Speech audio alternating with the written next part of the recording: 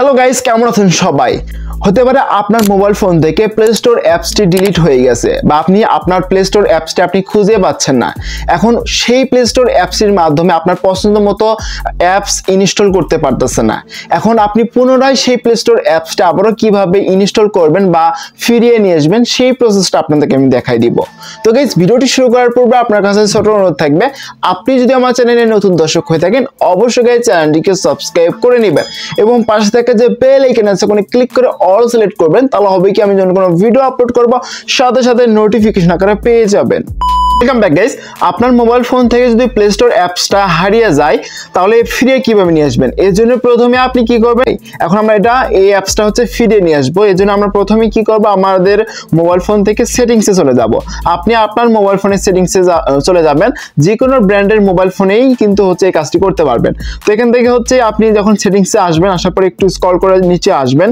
তো নিচে আসার পর আপনারা এখানে একটা অপশন দেখতে পাবেন, সেটা অ্যাপস ম্যানেজমেন্ট নামে কিন্তু একটা অপশন। সেটা প্রত্যেকটি মোবাইল ফোনে কিন্তু অ্যাপস ম্যানেজমেন্ট আছে গাইস। এখান থেকে অ্যাপস ম্যানেজমেন্ট অপশন একটা ক্লিক করবেন, এরপর কিন্তু এইরকম একটা ইন্টারফেস দেখতে পারবেন গাইস। এখান থেকে কি করবেন, এই যে দেখতে পাচ্ছেন অ্যাপ সেটিংস, যেখানে আপনাদেরকে আমি মার্ক করে দেখাচ্ছি, এখানে ক্লিক করবেন। এই যে অ্যাপ সেটিং, প্রত্যেকটি মোবাইল ফোনের ক্ষেত্রে কিন্তু এখানে অ্যাপ সেটিং থাকবে।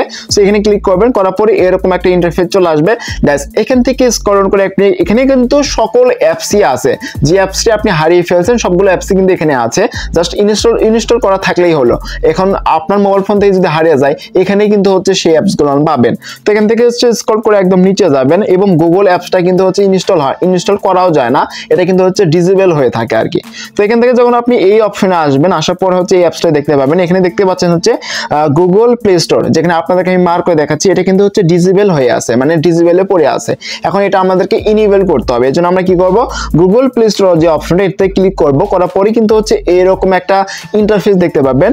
নিচে কিন্তু যেখানে আপনাদেরকে মার্ক করে দেখাচ্ছি, এখানে দেখতে পাবেন ইনেবলের একটা অপশন এবং ফ্যাক্টরি স্টপ নামে একটা অপশন। তো যাই হোক, আপনি কি করবেন, এখান থেকে বাঁ পাশের যে অপশনটা, সেটা ইনেবলের একটা অপশন গাইস। এখান থেকে ইনেবল বাটনে একটা ট্যাপ করবেন। তো ইনেবল বাটনে যখন আপনি ট্যাপ করবেন, সাথে সাথে কিন্তু আপনার যে প্লে স্টোরটা সেটা কিন্তু চলে আসবে এবং আপনি কি করবেন, এখানে দেখতে পাচ্ছেন স্টোর অ্যান্ড ক্র্যাশ যে অপশনটা, স্টোর অ্যান্ড ক্র্যাশ অপশনে ক্লিক করবেন এবং এখান থেকে ক্লিয়ার স্টোর অপশনে ক্লিক করে ওকে বাটনে ক্লিক করে দিবেন।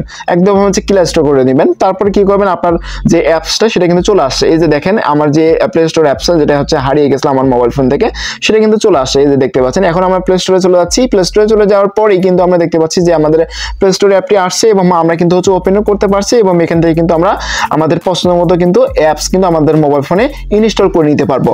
অনেকেরই কিন্তু এই ধরনের একটা প্রবলেম, যেটা প্লে স্টোর অ্যাপটা হারিয়ে যাওয়ার পর আপনার সেই প্লে স্টোরটা নিয়ে আসতে পারতেছেন না বা ফিরিয়ে নিয়ে আসতে পারতেছেন না। আশা করি এই ভিডিও দেখার পর থেকে আপনি আপনার প্লে স্টোর অ্যাপসটি পুনরায় ফিরিয়ে নিয়ে আসতে পারবেন। তো গাইস, ভিডিওটা আপনার কাছে কেমন লাগলো অবশ্যই কমেন্ট বক্সে জানাবেন। যদি গাইস ভিডিওটি ভালো লাগে থাকে অবশ্যই লাইক করবেন। আর আপনি যদি আমার চ্যানেলে নতুন দর্শক হয়ে থাকেন গাইস, অবশ্যই গাইস চ্যানেলটিকে সাবস্ক্রাইব করে চ্যানেলের সাথে থাকবেন। তো গাইস, এখানেই ভিডিওটি শেষ করতেছি। সবাই ভালো থাকবেন, সুস্থ থাকবেন। আল্লাহ হাফেজ।